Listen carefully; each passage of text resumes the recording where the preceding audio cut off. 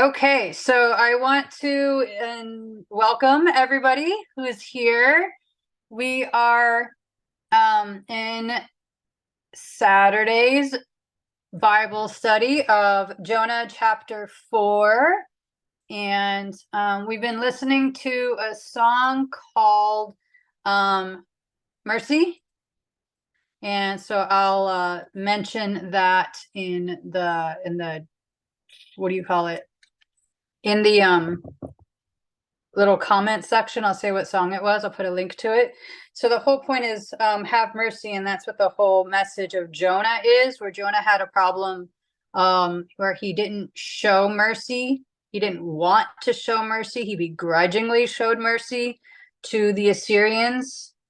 He brought the message of God and his mercy to the Ninevites, the people that lived in the capital of Nineveh. So it's a matter of, I don't want to do this, but God's telling me to. I even tried to run away. And God made me turn around. So he tried to take a ship to Spain, and we read about that in the other chapters. And he got swallowed by a whale. And God said, yeah, you're doing what I'm telling you to do. So too bad on you. So Jonah needed to hear a message of mercy. And I'm thinking maybe Jonah never experienced mercy in his life, right? So maybe that's why he didn't want to show mercy to his enemies. I mean, it was known that the Assyrians were incredibly wicked and a scary superpower. In ancient history, it was known that they fought the Egyptians, they fought the Israelites, Northern Kingdom and Southern Kingdom. They fought the Babylonians, they fought the Hittites. I mean, they took over so many nations. I mean, yeah, they lost some battles, like they didn't completely take over Egypt. But still, they were like just known to be just scary to their enemies and anyone that they took as slaves. There's a documentary that I've sent out to some of the people in the group, that by non-biblical references, extra biblical references, they were known to do super freaky stuff. Like if any men fraternized with women in the palace that they weren't supposed to, they were put in an oven as their punishment. They were killed in an oven. If the women acted out, they were killed, right? So it wasn't like a free-for-all all the time. There still were rules, but still very, very, very wicked. Animal sacrifice was normal for them. Human sacrifice was normal. Bowing to other idols, not God, was normal. It wasn't just being against God. It's everything that comes with a triangle. There's a yellow triangle with an exclamation point, and there's the hyper one. And there's another one. And then sometimes the break, the e-break goes on. Like, remember how mine used to? Okay, but she has to go. See. Yes. Yes, ma'am. Yes. So I just want to do that. Is the audio getting hijacked?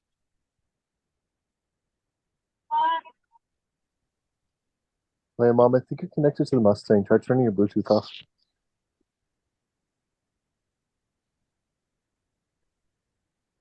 Saying the last verse of Jonah chapter 3, when God saw by their deeds that they had turned from their evil way, he relented and did not bring on them the punishment he had threatened. So what was the warning? The warning was, in 40 days, you're going to be destroyed if you don't change, if you don't follow the Jewish God or the Hebrew God, Adonai, right? And something happened. It stirred in their hearts and their minds and their souls. Day one, God knew this was going to happen. Jonah's like, see, darn it, I told you, God, this was going to happen. This is why I didn't want to come here. And so Jonah had a really thick head and dark.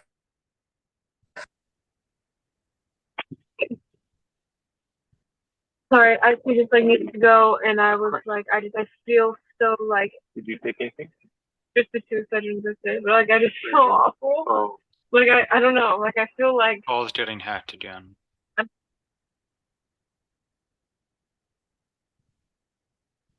You were a God who is merciful and compassionate, slow to anger and rich in grace, and that you relent from inflicting punishment. He's like, dude, what's wrong with you, God? I knew this was gonna happen. And what's funny is he's saying all these good things about God are negative. You're compassionate. That's a bad thing. You don't want to inflict punishment. That's a bad thing. These people are against you. Why aren't you against them? You know, that sort of thing. And it's frustrating to him, right? If we keep reading in the next verse, therefore, Adonai, please just take my life away from me. It's better for me to be dead than alive. Adonai asked, is it right for you to be so angry? Like, what's it to you? Why are you so angry? This is ridiculous for you to be angry about this. You didn't create these people. I created these people. What in the world are you so upset about? And then I guess looking at the history, knowing the history that, from his firsthand experience, the Assyrians probably carried off his parents or something, because they're very warlike. They take over other nations and they're just enemies to the core, right? It's not just, oh, he took my pencil. It's like, dude, these guys are evil. They're scary. Why are you keeping them alive? And Jonah's really more than frustrated. He's like, if you're not going to kill them, I'm going to kill myself. Like, it's better to be dead by my own hand than by their hand, because I'm not going to be a slave to them. I don't want any part of this. I'm going to kill myself. Take my life. And God's like, are you nuts? You're stupid. Jonah left the city and found a place east of the city when he made himself a shelter and sat down under it in its shade to see what would happen to the city. So he's like actively waiting, right? Like, let's see how powerful you are. Are you really going to hold to your word, God? I'm just going to chill out here and see what happens. Maybe they don't really repent. Maybe they don't really change. So I'm just going to look for the fireworks. I'm waiting on you, God. Well, isn't that how the Assyrian army sort of got popular? You were saying they were warlike, but checking the 3-hour documentary about the fallen Empire of Iron that you shared before. Yeah. Weren't they like in the Iraq area, like specifically northern Iraq, but basically rediscovered from the breach that came into the crumbling ruins? Yeah.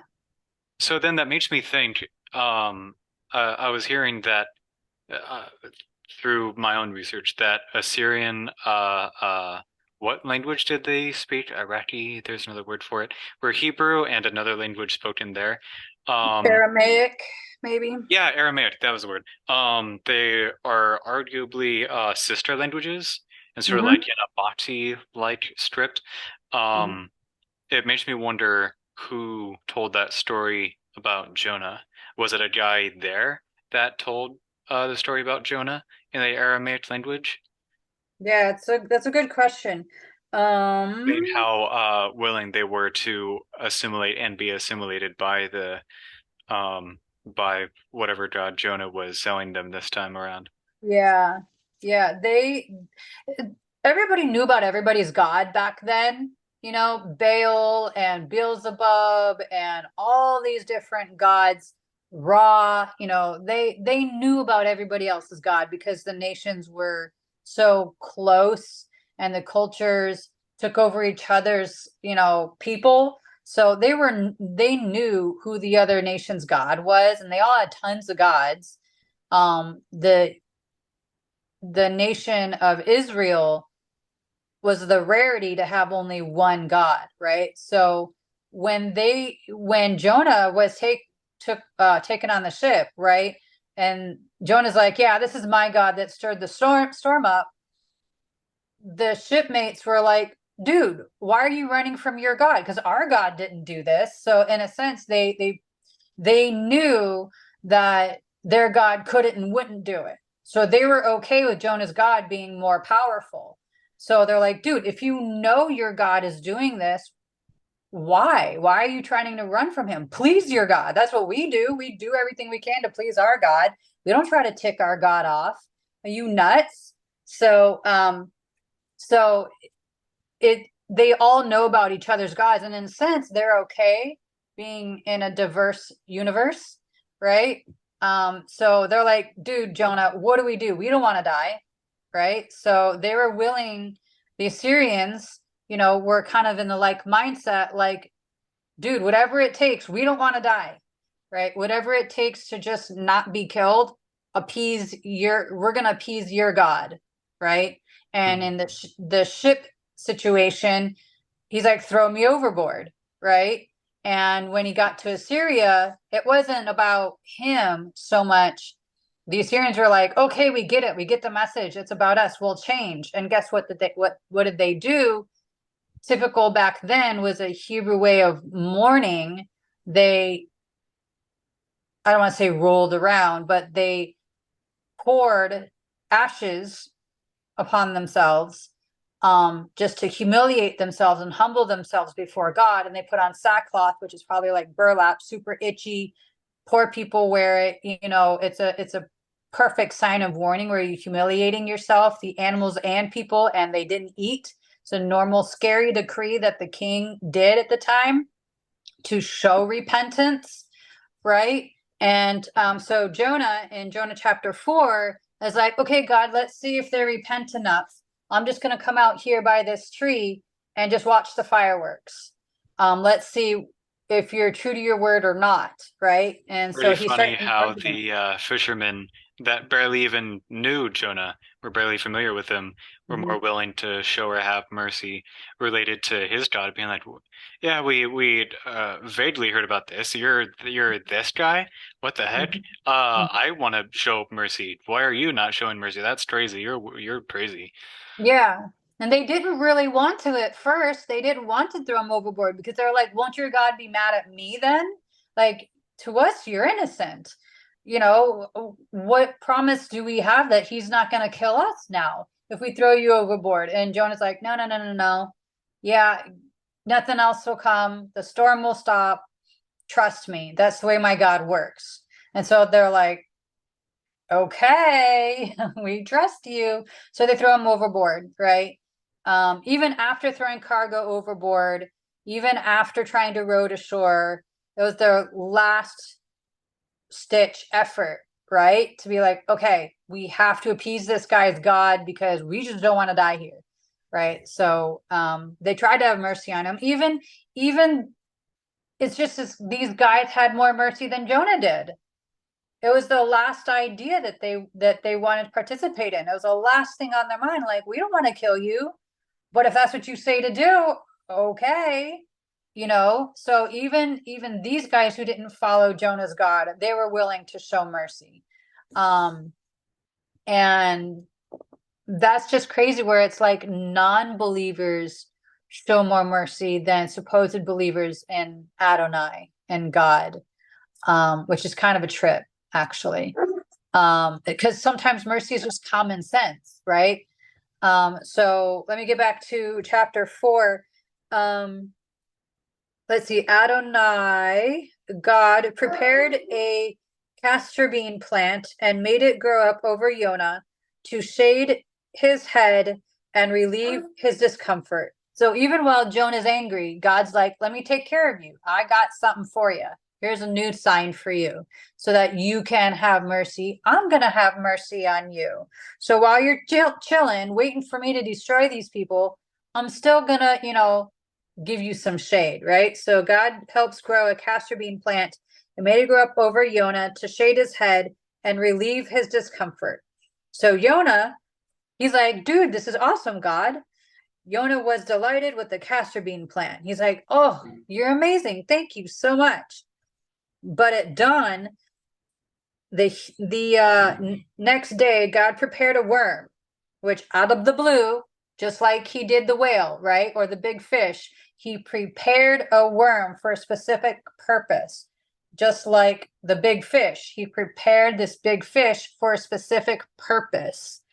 And that's what the experts say here in my notes.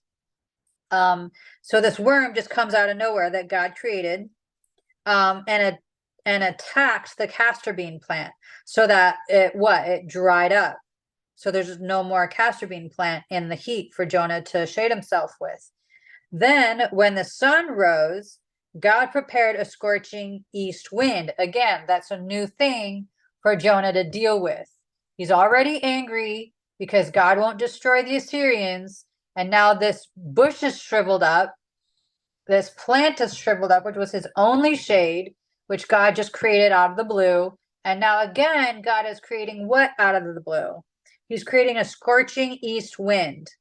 And the sun beat down on Jonah, on his head, so hard that he grew faint and begged that he could die, saying, I would be better off dead than alive.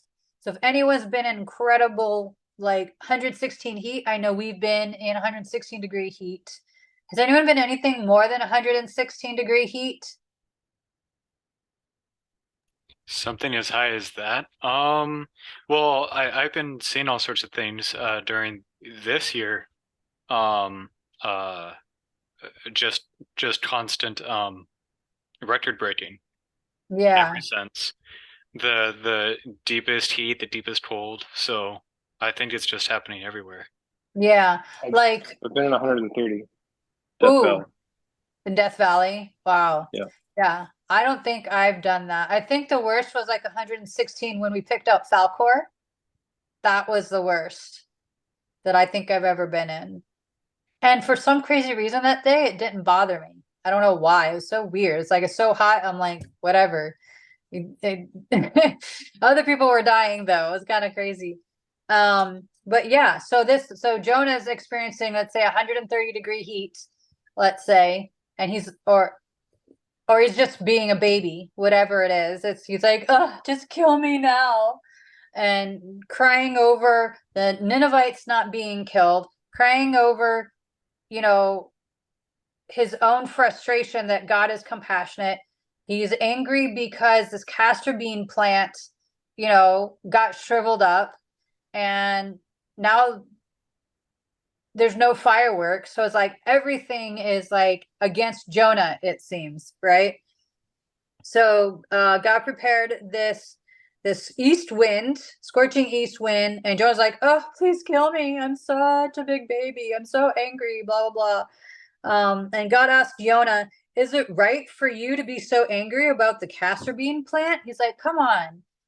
You're already mad for no reason about the Assyrians not being killed. Now you're like being stupid and you care more about this plant. Like, dude, it wasn't even there for a day for you to care about. Like, these people, I created them. I care more about them. Why don't you care about them? They're your species. They're your kind. You should be caring about them. You have the position of prophet to warn them. Why can't you make those words mean something to you? God just is beside himself, so to speak, that Jonah is acting this way about 120,000 people. Like, you care more for a plant that's been there for barely a day. You care more about that than the lives of 120,000 people. Like, how upside down are your priorities, Jonah? Come on. So as I read in scripture, I'll say exactly what God says. What's captured here is he's actually a smart aleck towards God. God's like, do you have the right to be angry? Like, what's wrong with you? He answered, yes, it's right for me to be so angry that I could die. Adonai answers and says, you're concerned over the castor bean plant, which cost you no effort. You didn't create it. You didn't make it grow and come up in a night and perish in a night. You didn't do this. This wasn't out of all your hard work. So shouldn't I be concerned about the great city of Nineveh, in which there are more than 100,000 people who don't know their right from their left, not to mention all the animals? So God has this huge heart for all of his creation. You know, there's a verse and a song that accompanies it where it depicts God caring about the sparrow. There are verses where it talks about God cares about how beautiful the grass is, how beautiful the flowers are. He cares about these. So why are you worried about yourself so much? I like it when he gets a bit sassy, Yeah, trying to prove a point. I mean, I guess it would seem like God would end up wanting all his everything he's done to come back to him, like a zero-sum game or a zero-sum pie. It's like I gave it out, and it shall come back to me. That's what I'm getting from it. oh yeah. Even telling Jonah off for like, you have attachment issues, bro. That's a skill issue. Knock it off. This wasn't for you. I was trying to prove a point, and now I have to spell it out for you. He's very thick, very dense. He's not getting it. And that's why I think, someone didn't show Jonah much mercy, or maybe he was just born angry, one or the other, because he's just so thick. And why did God pick him? It's like, why did God pick Judas Iscariot, right? Jesus knew he was going to betray him. So it's like, why did he pick such a messed up, reluctant prophet? It's like, why? It's like, you're purposefully going to pick a bad teacher. It's like, why pick a bad teacher? Or why pick a bad pastor? Or why pick a bad parent? It's like, all this bad stuff has to happen in order for you to make a point, for God to make a point, or for all these people to be harmed by the prophet or teacher or a pastor or a parent. It's like a lot of P's and a T, So it's really weird how God actually picks imperfect people to be his leaders to make a point. It's very weird. But I guess that's really the only way we learn. Christina was mentioning on Monday when we were going through this chapter 4, she's like, but did Jonah ever get the point? Did he ever change his mind? Or did he just stay thick and dense and not get the point? And that's a good question, but that might be something that we have to let go of. Maybe we have to understand that that's not the point of the story. Did Jonah ever change? That's the gossip that we always look for. We want closure, but maybe the point isn't about Jonah really ultimately getting the message. It's just God showing him all these signs that sometimes it's not God's people that get the message, even though they should, even though they've done all this research, even though they've supposedly accepted him as their God, and they say they're going to follow him and love him, and follow the 10 commandments, and they have the Psalms and the Proverbs, and they have the prophets to study and learn from, and they live in a community with one God. They're supposed to. At this time, we learned that Israel is having a problem. They have very bad kings, Jeroboam the first and Jeroboam the second.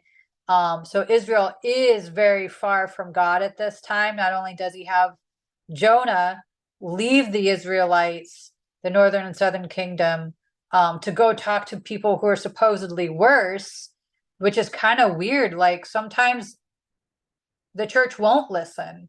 Sometimes it's people that we think are smarter aren't.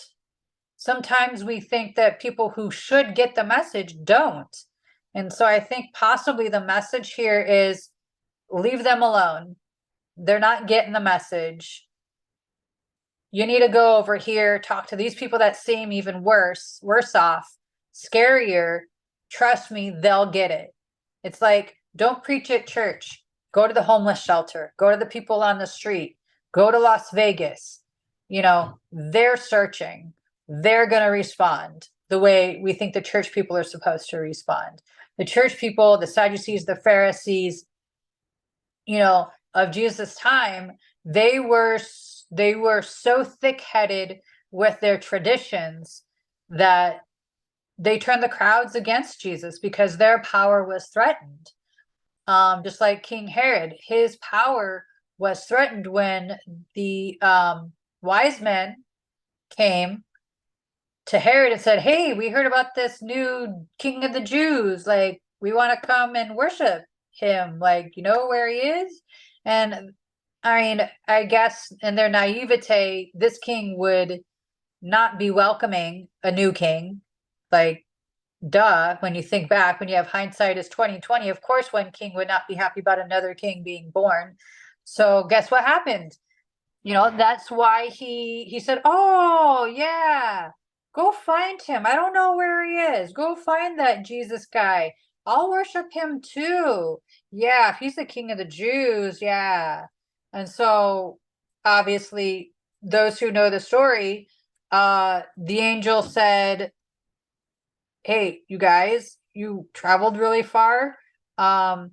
Take a shortcut back home. Don't go back to King Herod and tell him where the baby is, because yeah, he just lied to your face. He doesn't really want to worship him. He wants to kill him. His life is in danger. So do not by any means go back to that king." Right? So Herod is one of those other evil kings that were against the Jews, because the Roman Empire was very anti-Jewish, even though there were some understanding, like political agreements. Like at Passover, they're like, "Hey, do you want us to crucify Jesus or Barabbas?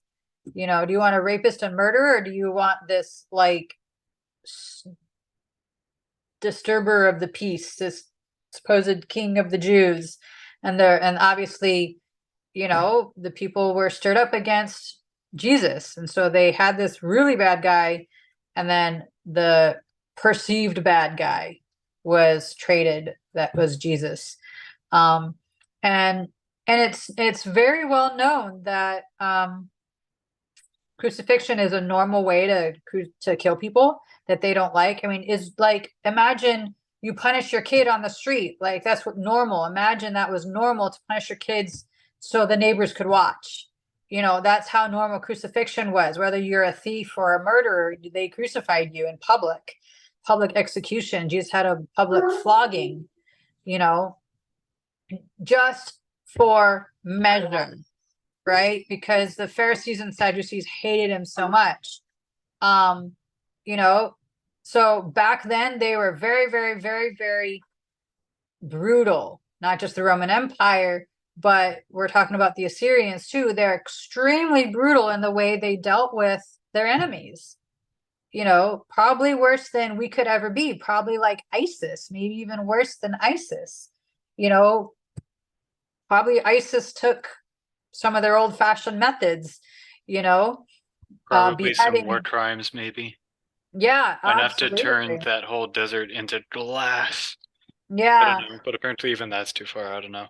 yeah. People that are just very rough, and just that would also, I imagine, turn into psychological warfare, being like, "Oh my gosh, that's how I'm gonna die? Never mind." So then they would probably be forced to live a nomadic lifestyle, and then that would make it so that they could live, arguably, as long as they could escape through the desert.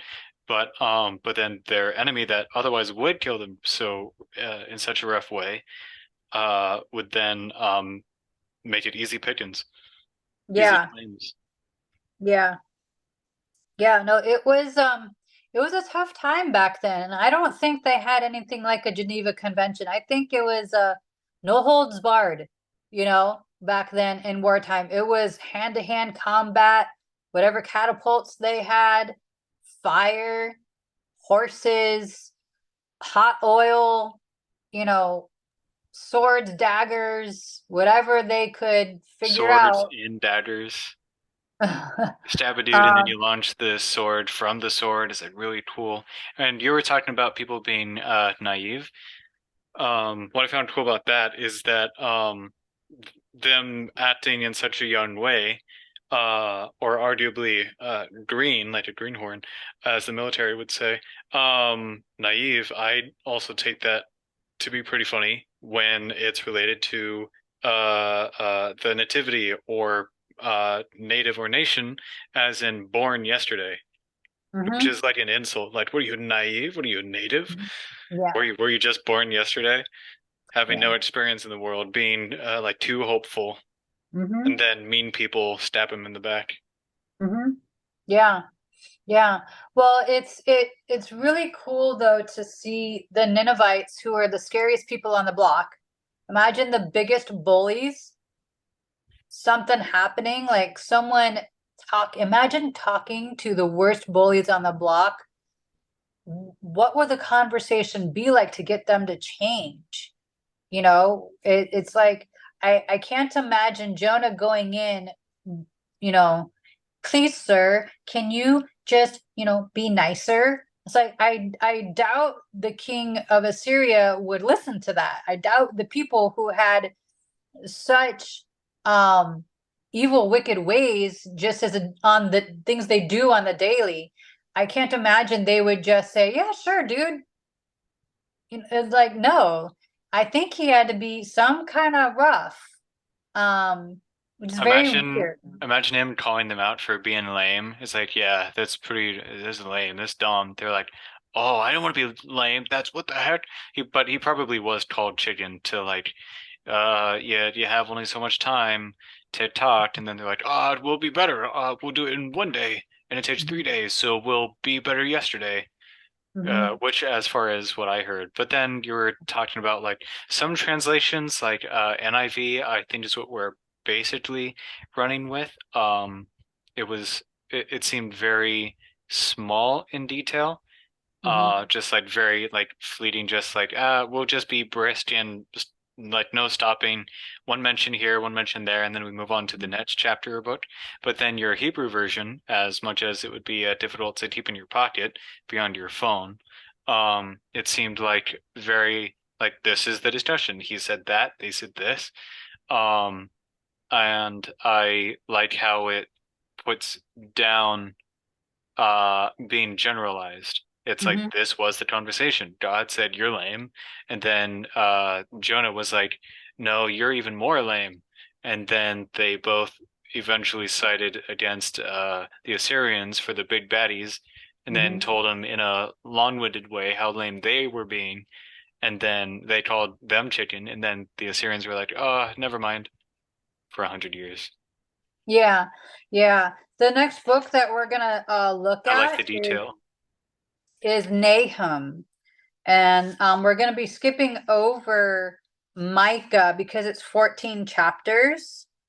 But Nahum does continue with the Assyrian story about, what you were saying about the 100 years. They only were a better people for about 100 years, for a few generations. And so when God is tired of their slippery slope, getting worse and worse and worse, he's like, all right, you guys are done. And you can check this out through the history. My summary says that the Babylonians and the Medes took them over, and that's provable or not. You can go probably back to that 3 hour documentary, or probably look at it some other time, or some other documentary, some other history book, and be like, hey, how did the Assyrians fall apart? You know? So Nahum is also a short book. I'm looking at it now. It is 3 chapters, so it'll be done really quick.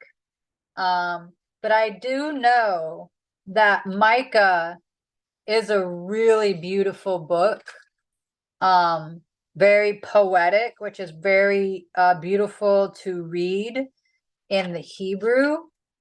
Unfortunately, I don't have a full Hebrew version, so I've got English mixed in there. but some Hebrew. But yeah, it's gorgeous in the way it's described. But we'll deal with that when we want to get back into the story of the Assyrians and deal with longer chapters.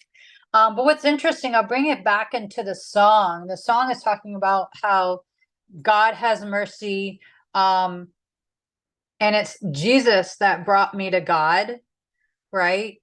It was the death of his son, God's son, that raised me from being a dead person, or essentially a dead person, back to life, a new life in him. Jesus made the ultimate sacrifice, and that kind of reminds me of Jonah, where Jonah was essentially dead or close to dead. His life was ebbing away at the end of chapter 2. That's what he says. And I remembered the Lord and prayed to him to save me. And that still references the song where he saved me from my death, and so that's what Jesus is all about. He's all about saving the worst of the worst, right? The Bible mentions where you have broken one law, you've broken them all, just like the fruit of the Spirit. It's not just, don't just have patience. It's not enough to prove that you have the Holy Spirit in you. You have to have all fruit of the Spirit. That is the evidence: love, joy, peace, patience, kindness, goodness, faithfulness, gentleness, and self-control. All of that proves to others, proves to God that you carry the character of God within you. The irony of Jonah's name is that Yonah is Hebrew for dove, and all through Old Testament, New Testament, and today, dove symbolized peace. It was a dove that brought back an olive branch to Noah, to indicate that there was land and the waters were receding after the flood. Was it a turtle dove? Is that why it was able to survive over all that water? Ha ha ha. You're starting in on your dad jokes a little young. You got married before I currently am in this age, so. Yes, that's true. But wouldn't that be interesting to tell how you can like forensically using the mind to tell like, oh yeah, someone is a dad, or you can tell like, oh, this is their family. Then you could tell like so much. I think society would be much more connected and like not so crazy had we been able to figure out like, wait a minute, I can tell in his family that he's a liar. It's like spider sense, Some but like people dad do sense have over dad tells. jokes. Yes, some people do have tells. And when you do study body language, you can see like people go off to the left or whatever with their eyes. They're like, they just look down. They do have tells, or some people like scratch their noses, or their face gets red, or they, there are some tells about that, some dead giveaways. But Jonah was not a peaceful guy, right? His name was not a description of his character. And the funny thing about he's the first verse also said he's the son of Amittai. It's known by experts that Amittai also means trust or true. Well, Jonah was not that either. He was not trustworthy. He was not the type of true prophet that we think God should use. So he's totally the opposite of what we think the type of person God should have used.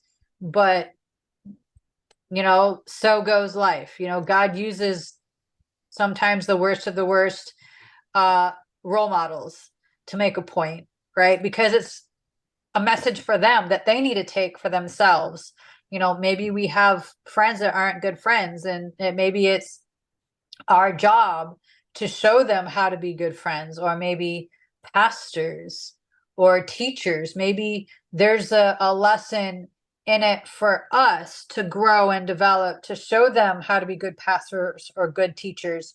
Or, it does happen in real life where the kids do excel in their humbleness, humility, or in their character, they go past their parents and being good people. Maybe that's our job, to overcome a bad parent. And I know I'm not a bad parent. I'm not talking about myself. We've seen worse. What? We've seen worse, so Yeah. comparatively, you're you're in the clear. Yeah. Though Yeah. with those names, it does seem a bit silly, sort of like seeing those pit bulls named Princess that will obliterate any child, any infant within a mile radius. Yeah, But then exactly. you see like this is World Eater 9000, and it's just like the sweetest dog you've ever met. Yeah, exactly. And that's just sometimes the way it is. Like, Sometimes, like as the Romans say, was it name is fate? yeah, And it seems funny to be the opposite. Maybe they yeah, were teasing him to be like you're supposed to be like yourself, as in the namesake. Be yeah, true, exactly. not some weirdo that's mean to everybody and grumpy. Yeah, yeah. Well, it goes with, like Trinity, the name Trinity. It could be you're either going to be exactly what your name indicates, or you're going to be the opposite, right? It's like, which way is it going to be, right? So it's a crapshoot, right? You never know. At least for anybody, I wonder why it's called Craps as a game. Even then, the name Trapper, I think it was. Then again, there was a story about this guy complaining about like, y'all better teach your kids that have biblical based names because I just got robbed by a guy named Jeremiah. Exactly. Watch out for those kids with Bible names. They're the worst. Yeah, clearly it's like, oh, I picked it from the Bible. That sounds nice, but at least like get them familiar with the character Yeah. to recreate them at least. Yeah. Yeah, well, it's a known thing that there's a lot of pressure. Like even pastors' kids, they are expected to live up to a higher standard, and they just don't want to, you know? It's just their personal choice. Um, who was it?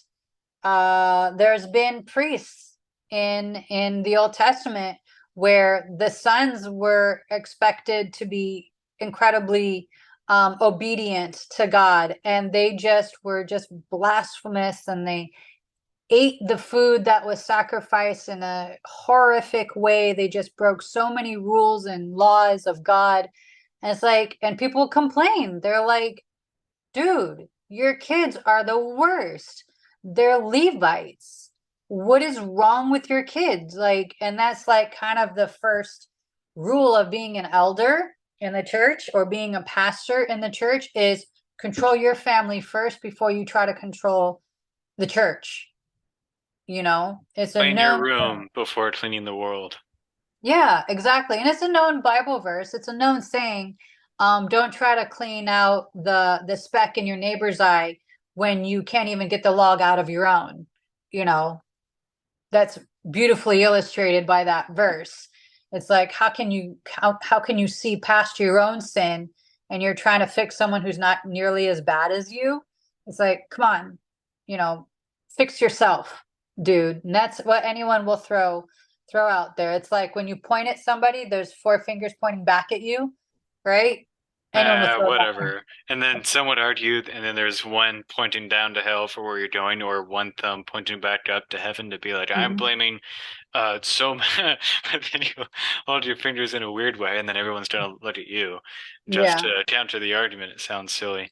yeah, Um, yeah, it really does seem that way um not to not jump on anyone else when even yourself is not that patient. right, exactly. Because it's another verse in the Bible that says, um, however, the amount you judge other people, that same amount will come and judge you. Common sense. If you judge someone for not being nice, they're going to be like, dude, you're not nice either. So why are you saying anything against me? You're not patient. Well, you're not patient either. So why are you talking about me? What's up with you? Take care of yourself first, bud, right? So it's a lot about that. But in reference to Jonah, Jonah was not perfect. And it's pretty interesting that a king who is known for his wickedness could have said, Jonah, get out of my face. You take care of yourself. You take care of your own people. Don't bring your God stuff around us. Off with his head. He totally could have done that, right? But he didn't, and God knew he wouldn't, which is what the message is here, is there are people that you would not suspect will change if the message is given to them. And, it kind of flies in the face of, what we're just talking about. Maybe Jonah should have taken care of his own issues before going after the Assyrians or the Ninevites, right? If God had that message for Jonah, then Jonah wouldn't have been the prophet to save all these Assyrians, over 120,000 people and animals, right? God was the first PETA, right? So, but God was like, no, Jonah, you should be able to meet these people where they are. It's not, Jonah, you need to fix yourself first. God was working with him through the entire process, which is what he's still doing with us, right? Even though there are verses that say, fix the log in your eye before you talk about somebody else's speck. It's like God is still working through us, which is why God gave Israel so many prophets, right? Imagine if there are no more prophets, no more warnings, no more second chances, right? So God is constantly working through his prophets. God is constantly working through imperfect people, right? Whether it's a parent or teacher or pastor, because guess what? It can inspire us to not be like them. Whether it right? be some physical or mental ailment or issue. Right. Like there was, Right. like Moses was said to be a stuttering type, I think. Yeah. Then there was some other people that were like, bro, they have every disease, but they still spoke like proudly, and they're like, oh, they do speak something accurately. Yeah. It kind of Yeah. feels like it keeps telling them, keeps representing being, keeping true to your actions and your word. Right. Say, Right. do what you mean and do what you and mean what you say. Yeah. Yeah. Well, I am done with Jonah. Does anyone else have anything they want to throw out here in closing up Jonah? Well, I'm almost done with the Assyrian civilization. Oh, And did it have anything to do with Hezekiah writing Kings or something? yeah, there are some references in my notes because Jonah was mentioned in Kings. These guys, their histories, these books sometimes do overlap, so it's not just put in chronological order. So yeah, there's some of that overlapping. So then maybe there was a militarily tactical reason strategically to send Jonah to tell the Assyrians off to make it so that people elsewhere could move over. Yeah. Well, it's kind of like, imagine what would life be like, right? Imagine life back then. How do you win over your enemy? By them changing, right? So that was the whole strategy. Mentality, yeah. That's the whole strategy. Jonah is like the diplomat, right? The reluctant diplomat. Hey, you should change so that you don't kill us, right? Imagine that today, like someone was totally against us. How do you change the person that wants to kill you? Maybe you be nice to them, or maybe you kind of throw some coals on their head.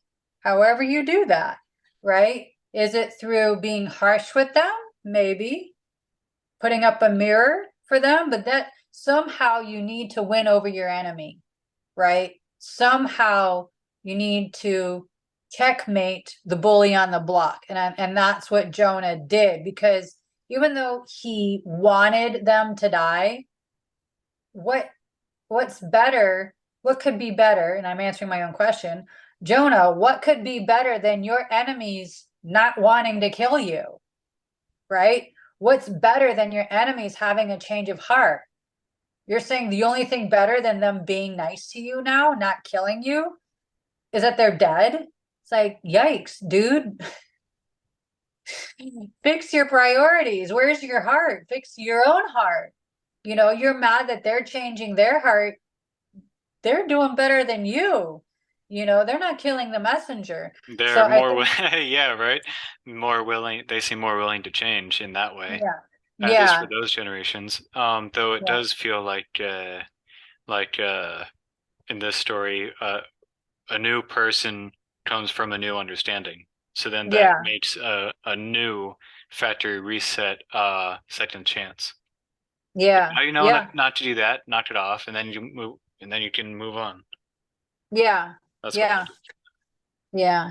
So I am coming to the end of the study. Like I said, we're going to try Nahum again for the next 3 weeks, which will be fun. No more J names. Not for Short. now. No. If you want to suggest a J name, please feel free. It just seems sort of interesting how we had 4 chapter J names. I was wondering about there being more, but I've forgotten. Yeah, there's John, 1 John, 2 John, 3 John. That doesn't have a lot of chapters. The other ones do have long chapters, which is why I'm saving them for later. Don't want to. I want to go through the I short. can't remember all the books in that song. Yeah, well, homework. Yeah, I got through like Joshua, Judges, Ruth, and then that's all I could drop. Yeah, yeah. Cool. Well, we will be in Singapore for part of this book. We're gonna leave probably around the 20th. So we'll probably be doing a couple of chapters here while we're here. Monday we'll stay at 4 o'clock. This is just an off day at 7:30 because we went to the Life Surge worship conference, which was amazing. Tim Tebow spoke. Do you guys remember Tim Tebow? He was a NFL player that kind of got booted out because he knelt, and then they like kept Colin Kaepernick because they liked his version of kneeling, and then they booted him out once he became bad for business. So Tim Tebow spoke. Nick Vujicic, a guy with no arms and no hands. Very cool story. The lady who started Auntie Anne's Pretzels, she had a very impressive story, very familiar story. Did She she give started out snacks? the host did. Yeah, he threw out like 20 pretzels to the crowd that was like right Oh, in the the first splash 10 zone, the rows. first area. Okay, that's Yeah, pretty cool. he threw out like food to the closest people who pay the most, right? They get a free pretzel. Yeah, per $2,000. Yeah, something like that. So yeah, so that's what's going to happen for Nahum. We're going to do some of it while we're in Singapore, but that'll be fine. I'll be a day and a half ahead of you guys. That'll be fun. So cool. I'm gonna pray and then gonna end the video. Dear Heavenly Father, thank you for this awesome busy Sabbath. Thank you that we could come together. I pray for the safety and happiness of those who were not able to join us today. And I pray for those who did get to join us today. And I appreciate the fact that we are a family and that we take care of each other and like to go through the scriptures together. And I'll name them out: Troy, Bryce, Sean, and Scott. And I appreciate that they took their time to think about you on this blessed Sabbath day. And thank you for everything. In Jesus' name, amen. So I will see you guys on the other side.